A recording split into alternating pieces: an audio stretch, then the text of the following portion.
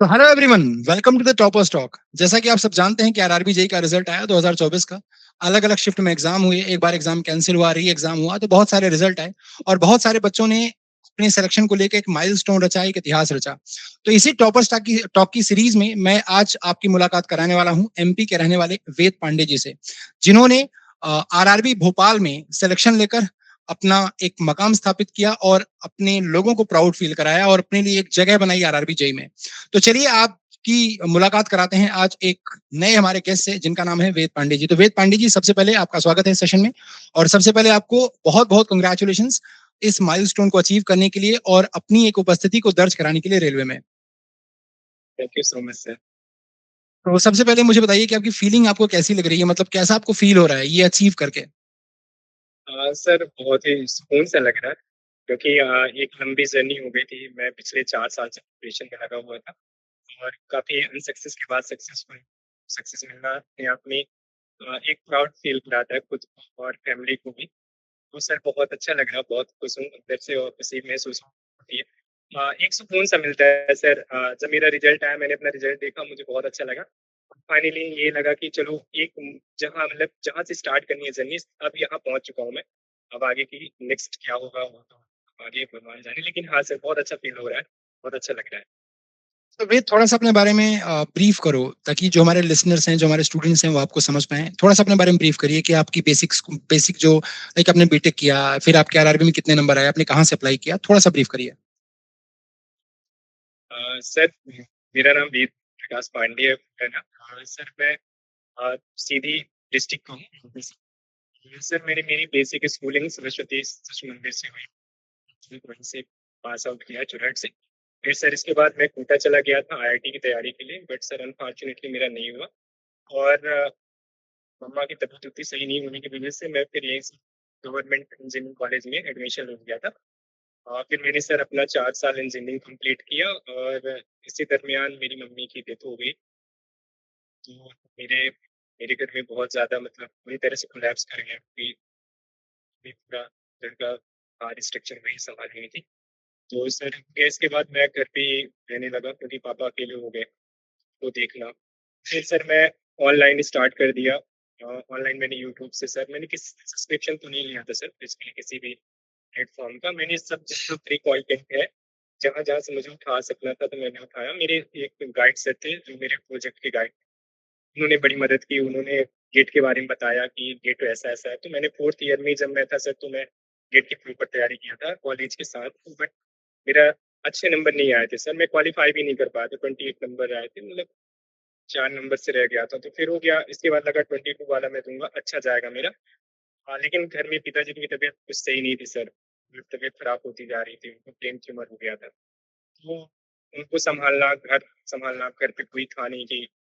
तो सर एक बड़ा चैलेंजेस था। मेरा छोटा भाई मेरे साथ पापा की देखभाल के लिए, और बड़े वाले भैया मेरे पीएचडी कर रहे थे, अभी नाइपर में है लखनऊ में। उनका बड़ा सपोर्ट था। और सर हो गया, मैं बस ऑनलाइन ही यूट्यूब के थ्रू और जितने भी प्लेटफॉर्म है जहाँ से मुझे कंटेंट मेरे को मिल सकते थे मैंने ग्रैब किया। और सर एक लंबी जर्नी रही मेरी भी कि तो वेद, आपके स्कोर कितने हैं आरआरबी में, मतलब आरआरबी जेई में आपके स्कोर कितने हैं? सर मेरे 112 नंबर आए हैं। अच्छा, 112 नंबर आपके आए हैं। ये सर। ठीक है, तो अभी मतलब वेद, अभी मुझे याद है कुछ दिन पहले हम यूट्यूब में चैट करते थे, अभी हम सामने लाइव बात कर रहे हैं, तो ये थोड़ा सा जो ये चेंज हुआ, ये कैसा लग रहा है? सर मैं बता नहीं सकता, मेरे फ्लूम्स आ रहे हैं, मुझे आपसे बात करके इतनी खुशी है, बहुत खुश हूँ सर। मैं ये चाहा था कि जब मैं आपसे पढ़ता था यूट्यूब पे तो मेरी मतलब एक व्यक्तिगत ख्वाहिश थी कि सर जिस दिन मैं कामयाब होऊंगा तो राहुल सर से जरूर बात करूंगा। और अभी तो मैं अभी उस जगह पे नहीं पहुंचा हूँ। लेकिन हाँ, जब मेरा रिजल्ट आया तो मुझे आपकी याद आई और मैंने कोशिश की आपसे, लेकिन आपसे मेरी बात नहीं हो पाई। और मेरी मेरी किस्मत है कि मैं आज आज आपसे बात कर रहा हूँ, बहुत अच्छा फील हो रहा है। नहीं, अरे तो मेरे को भी बहुत अच्छा लग रहा है जब अपने स्टूडेंट को सक्सेस होते हुए देखो ना। जैसे होता है ना कि एक गार्डनर होता है, एक माली होता है, जब वो फ्लावर को लगाता है और उसके फ्लावर खिलते हैं तो उसको सब ज्यादा खुशी होती है। तो अपने को भी ऐसे ही, जब अपने बच्चे हैं, जो स्टूडेंट्स हैं, वो सक्सेसफुल होते हैं तो बहुत ही बढ़िया लगता है। मतलब ऐसा लगता है कि अपन लाइफ में कुछ वर्थफुल कर रहे हैं, थोड़ा भी कंट्रीब्यूशन अगर सोसाइटी के लिए कर पाते हैं तो बहुत ही वर्थफुल लगता है अपने को। तो आप लोगों को जब हम खिलते हुए देखते हैं, जो नवांकुर होता है ना, जब उनको हम फूल बनते हुए देखते हैं, तो बहुत ही बेहतर लगता है, बहुत ही बढ़िया लगता है। तो थोड़ा सा अपनी स्ट्रैटेजी बताइए वेद कि आपने कैसे, मतलब जैसे आप, अब आपके बहुत सारे भाई बहन आपको देख रहे हैं, बहुत सारे स्टूडेंट्स आपको देखेंगे, आपसे इंस्पिरेशन लेंगे, क्योंकि वो भी चाहते हैं 2025 का जो आरआरबी का एग्जाम है वो क्लियर करके और आपकी जगह अगली बार वो बैठे। मैं तो यहाँ पर रहूंगा, आपकी जगह अगली बार वो बैठे। तो बेसिकली क्या है कि थोड़ी सी स्ट्रैटेजी बताइए कि उनको कैसे तैयारी करनी चाहिए, मतलब थोड़ा सा ब्रीफ में बताइए, बहुत ज्यादा डिटेल नहीं, थोड़ा सा ब्रीफ में कि कैसे उनको किस पर फोकस करना चाहिए, कैसे टेक नॉन टेक को मैनेज करना चाहिए, मतलब आपने कैसे किया? सर मैंने तैयारी की थी एसएससी जेई की। हम्म। तो मैं सर 2023 में मैंने प्रिपरेशन स्टार्ट की कि हाँ मुझे पहले मैं सर गेट के लिए लगा हुआ था। तो मैं गेट ही दे रहा था। मेरे इस बार ठीक नंबर है सर गेट में।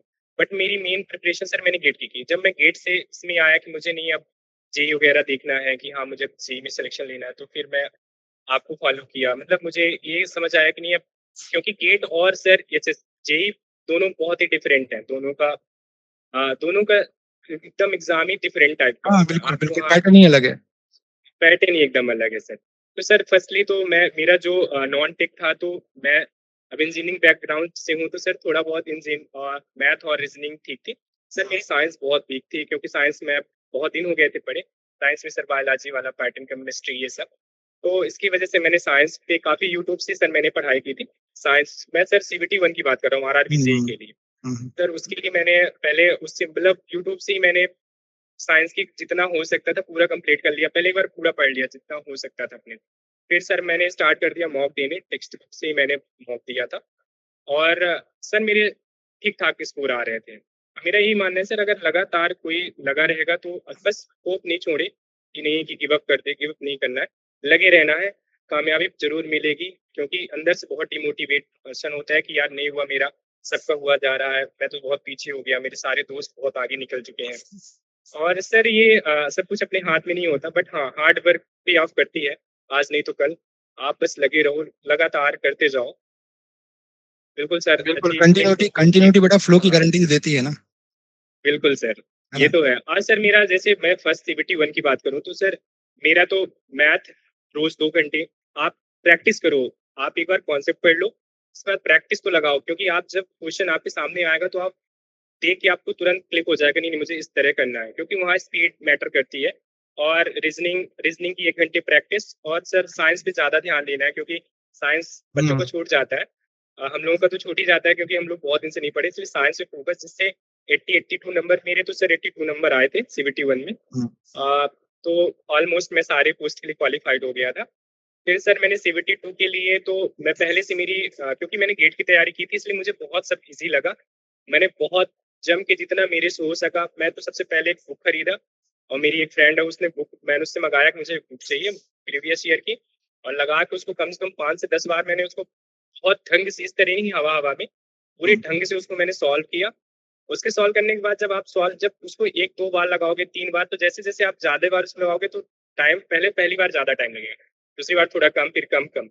और इससे आपके जो कॉन्सेप्ट है बूस्ट होते जाएंगे, कि हाँ जहाँ नहीं बन रहा आप अपना नोट्स उठा के देखो, जो आपने नोट्स बना रखे हैं कि हाँ मैंने कहाँ गलती की। और सर सबसे मोस्ट इम्पोर्टेंट कि ये टेस्ट देना, जो मॉक टेस्ट होते हैं सर, वो बहुत इंपॉर्टेंट है। सर आप कितना भी किसी भी सब्जेक्ट को कितने भी बारीकी से पढ़ लो, आपको तब तक पता नहीं चलेगा कि आपसे गलतियां कहाँ हो रही हैं, जब तक आप टेस्ट नहीं देते। टेस्ट आपकी पोल खोल देगा कि भाई यहाँ पे लोग है, यहाँ पे आप पढ़ो, फिर से पढ़ो। और टेस्ट में मैटर नहीं करता सर स्कोर। मैं अपना जो मेरा मानना है, मैं तो यही मानता हूँ कि सर आप टेस्ट दो, आप देखो कि आपके नंबर कहाँ कम हो रहे हैं, क्यों कम हो रहे हैं, रीजन क्या है, फिर से आप दो।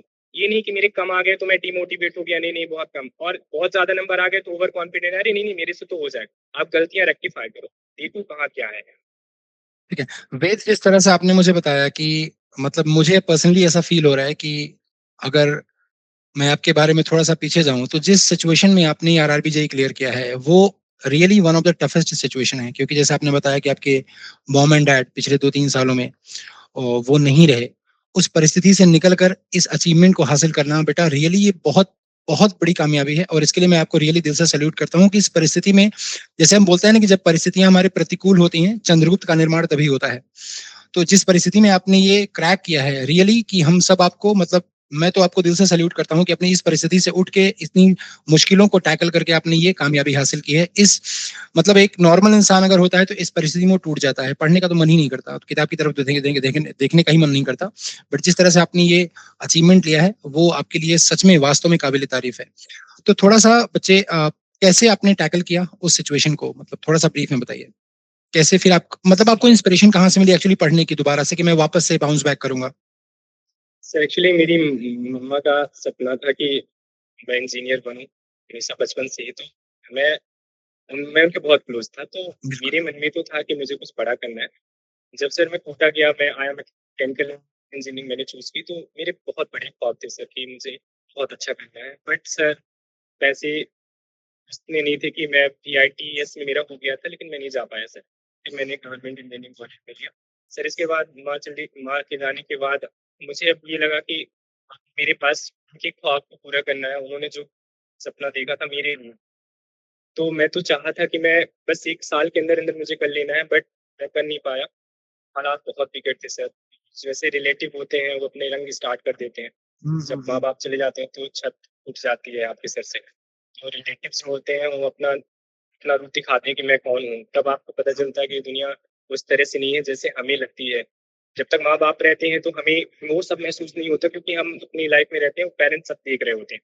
जब वो नहीं रहते हैं तो बहुत बहुत बड़े चैलेंजेस आपको दिखेंगे, आपको ऐसे-ऐसे रूप लोगों के दिखेंगे। अभी तक जैसे सर पिछले 3 साल से चीज़ें हैं, तो मैं रिलेटिव्स की अपनी ओर देखूँ तो सबका बहुत बुरे तरीके से उन लोगों का बिहेव है हम लोगों के प्रति। क्योंकि उन लोगों को सब यही लगा कि कुछ कर नहीं पाएँगे। तो ये था कि नहीं, मेरे पेरेंट्स ने मुझ पे बहुत एफर्ट्स लगाए हैं, बहुत उन्होंने मेहनत की है हमको यहाँ तक पहुँचाने में। मेन मोटिवेशन वही था सर कि मुझे कुछ करना है, मुझे लाइफ में देखो फिर क्या होता है ना जैसे आपने बोला कि आपको बहुत लोगों ने रेजिस्ट किया, आपको बहुत लोगों ने अपोज़ किया और आप इस सिचुएशन से निखर कर बाहर आए। ये सिंपल सी लॉजिक है। आप भी जानते हैं कि अगर एक्सपेंशन फ्री होता है तो कोई वर्क होता ही नहीं है। जब तक रेजिस्टेंस नहीं बिल्कुल होगा सर। आप वर्क ही नहीं कर पाएँगे। तो ये रेजिस्टेंस आपको मोटिवेशन देते हैं, ये आपको इंस्पिरेशन देते हैं और वो आपने कारनामा करके दिखा दिया। तो थोड़ा-सा हमारे जो नए वाले बच्चे हैं यार जो आपको देख के इंस्पायर होना चाहते हैं, बताइए वो 2025 की तैयारी कैसे करें? Sir 2-3 first of point all बता तो दीजिए जो आपको लगता है। हाँ। बिल्कुल sir. Sir first of all तो सिलेबस निकालें, सिलेबस को पॉइंट टू पॉइंट, हर एक पॉइंट को बहुत ही बारीकी से देखें। देखने के बाद वो अपना स्टार्ट करें कि भाई इनको क्या पसंद है। अभी मैं नॉन टेक पहले फर्स्ट सीबीटी 1 की बात करूँ। सर वो अपना चूज़ कर लें, पढ़ना तो उनको सब पड़ेगा, मैथ, रीज़निंग और उनको साइंस पढ़नी ही पड़ेगी सर। क्योंकि सीबीटी 1 का कहते हैं इसको मायने नहीं करता, लेकिन सर वो क्वालिफाइड होता है। वो आप पोस्ट क्वालिफाइड ही नहीं करोगे तो सीबीटी 2 में कितने भी नंबर ला लो, वो मैटर करता है। इसलिए आपको ये स्ट्रैटेजी बना के चलनी है कि मुझे मैक्सिमम नंबर गेन करने हैं। सर सबसे पहले तो वो अपना पॉइंट बना लें कि मैथ के लिए मुझे कितना टाइम देना है, रीज़निंग के लिए कितना टाइम देना है और साइंस के लिए। सर प्रीवियस ईयर को बहुत अच्छे से देख लें कि पैटर्न क्या है, पूछ क्या रहा है। कोई एक अच्छी फैकल्टी, अच्छे टीचर्स को पकड़ लें। सर 20 जगह नहीं कि थोड़ा यहाँ, थोड़ा वहाँ। एक इंसान और कंटिन्यूटी मेंटेन रखें, बहुत अच्छे से सीबीटी 1 निकल जाएगा इससे। और सीबीटी 2 की जहाँ तक बात है सर, तो उसमें तो अ, आप पहले सिलेबस को अच्छे से कर लो। उसमें मेनली तो प्रोडक्शन सेक्शन सबसे ज़्यादा है आरआरबी जेईई में।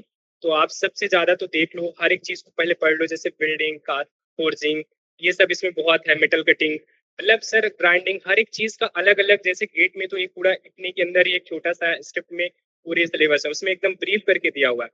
तो मुझे तो ऐसा लगता है कि जो इसमें मैन्युफैक्चरिंग वाला सेक्शन है, प्रोडक्शन वाला सेक्शन है और सर इंडस्ट्रियल, ये मेजर रोल प्ले करता है। तो बहुत फोकस होकर, और सर मुझे ये मानना है कि 3 महीने सफिशिएंट है। अगर पढ़ते आ रहे हो पीछे से, ये नहीं है, अगर पढ़ते आ रहे हो तो 3 महीने आपके लिए मोर देन इनफ है सर। बस हाँ, गद्दारी मतलब खुद के साथ ईमानदार रहना है। उन्हें ये नहीं कि दिखावे के लिए मैं पढ़ रहा हूँ, ऐसा नहीं होना चाहिए। वो आपके लिए ही पढ़ना है, आपको देखना है कि आपको पेरेंट्स को कैसा फ़ील कराना है। भई अगर आप जॉब नहीं करते तो लोग आपको पूरी तरह से इग्नोर कर देते हैं। आप चाहे उस किसी सोसाइटी में जाओगे, फैमिली, हर बिल्कुल। तरह से आपको, और कोई कितना साथ देगा, एक टाइम तक साथ देगा।